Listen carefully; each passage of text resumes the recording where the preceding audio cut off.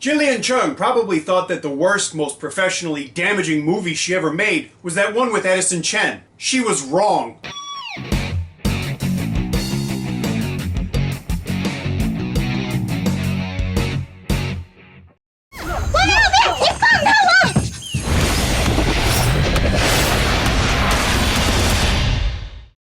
Hi, welcome to the Silver Spleen. My name is Joyce Jamerson, and this is my review of A Chinese Odyssey 3. Jeff Lau directed the first two Chinese Odyssey movies 20 years ago. They starred Stephen Chow and are considered classics by both the audience and critics in Hong Kong, which is no small feat. Since then, Jeff Lau has directed, among other movies, Chinese Odyssey 2002, A Chinese Tall Story, and Just Another Pandora's Box. I watched Chinese Odyssey 2002 around the time it came out, but I haven't seen it since. I've tried to watch A Chinese Tall Story more than once, but it's an Emperor Group movie, so it's really more like a 90-minute promotional video for their artists than a movie. I honestly enjoyed Just Another Pandora's Box, although I have yet to see Just Another Margin. I haven't re-watched the first two Chinese Odyssey movies in a dog's age. I was tempted to do it before watching Part 3, but instead I wanted to see if this new installment would stand on its own as a story or a movie. It doesn't.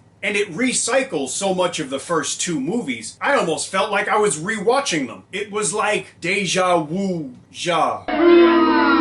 Except that the first two Chinese Odyssey movies are interesting and entertaining and good and worth watching. I don't know why Jeff Lau can't seem to leave those two movies alone and keeps trying to cash in on them again and again and again. I guess he just can't let go of them. Maybe it's a Chinese cinema thing. Because let's face it, 3,000 years of literature and the movies are always retelling the same four goddamn stories. And to be fair, we shouldn't really get mad at Jeff Lau for revisiting The Monkey King again, because in the last 10 years, he's also directed Kung Fu Cyborg, The Fantastic Water Babes, and East Meets West. So maybe I shouldn't complain. But let's face it, it's what I do. And what I do is made easier by movies as bad as A Chinese Odyssey 3. Jeff Lau bears a certain physical resemblance to local slop merchant Wilson Chin. That's as unfortunate as it is unavoidable. But it's also, unfortunately, for Jeff, pertinent because A Chinese Odyssey 3 bears a striking similarity to Wilson Chin's One Night in Taipei. Both movies literally suck right from the beginning of the first scene. It's oddly impressive. It's really hard to convey what a mess this movie is. It reminded me of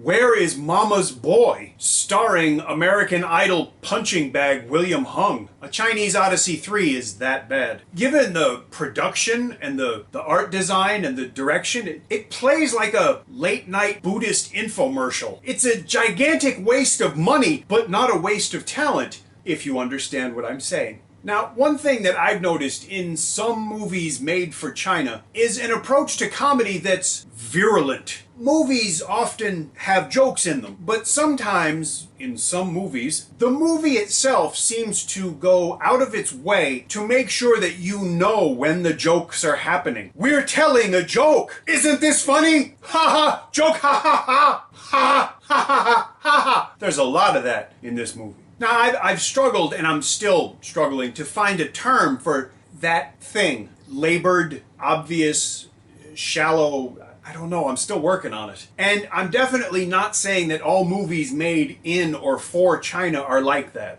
They're not, thank God. But some of them are, and I find it really unentertaining and off-putting.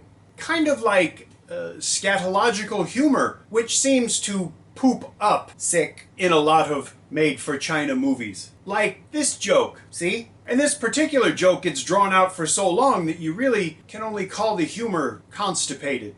This movie is so bad, I actually felt bad for some of the people in it. Karen Mok looks bewildered much of the time in this movie, and I think it's because she's very justifiably wondering, how did I end up here?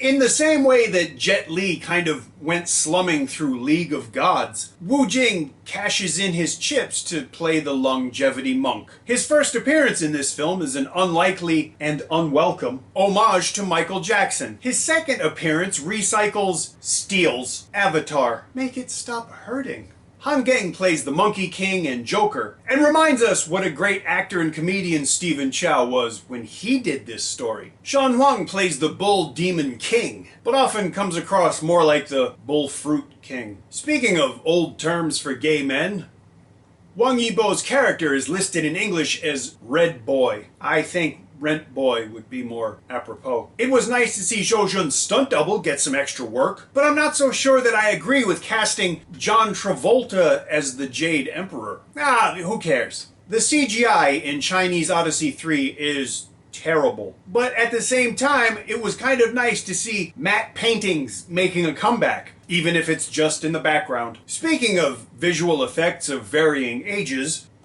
one of the big problems I had with this movie is the rampant presence of plastic surgery among the cast. It's not like I ever got caught up in the story of this movie, but one of the reasons that I didn't was because so many of the people in this movie are just aesthetically anachronistic. I'm pretty sure people didn't ever look like that. I mean, some of these actors had more work done than the Great Wall of China. I really didn't enjoy this movie, and I meant what I said. It literally was awful from the moment it started, and it was torture to sit through 90 minutes of it. I honestly don't understand how you can make a movie this bad. Now, if you would enjoy the movie, I'd be jealous of you, and I guess there's only one way to find out. You could go to a cinema and watch it. I'm not saying you should do that, but if you do and you enjoy it, I'm happy for you. If you can't see it that way, wait till you can, buy a disc or somehow otherwise pay money to watch it. Yeah, I say it all the time. That's how it works. You pay money to watch movies. When this movie gets released to home video, it's going to hurt me in my heart, but I will update the description with a link where you could buy a hard copy of it. I don't think anyone's going to, but it's what I do. If you like this review, please leave me a comment. If you didn't, go ahead and leave me a comment. I hope that it's at least grammatically and logically cohesive, because not all the comments I get are that way. If you enjoyed the channel, please subscribe,